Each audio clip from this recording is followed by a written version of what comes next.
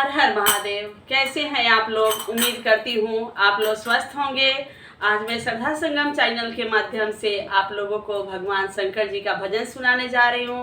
अच्छा लगे तो लाइक और कमेंट जरूर करिएगा और जो नए हैं वो सब्सक्राइब जरूर करेंगे। हर हर महादेव।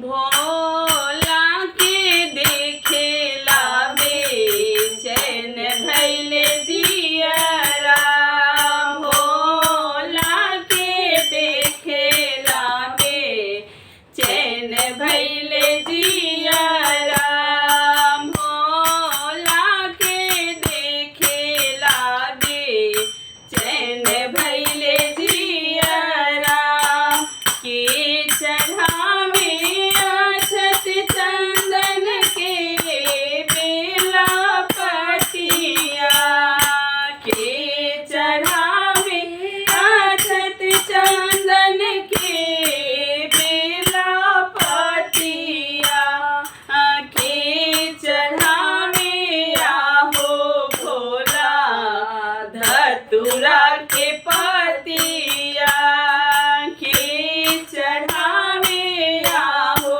भोला धतूरा के पतिया, भोला के देखेला बेचैन भइले जियरा, भोला के देखेला बेचैन भइले जियरा, राजा चढ़ावसे आछत चंदन रानी बेला पतिया, राजा चढ़ावसे आछत चंदन रानी बेला पतिया, हम चढ़ाइया हो भोला धतूरा के पतिया, हम चढ़ाइया हो भोला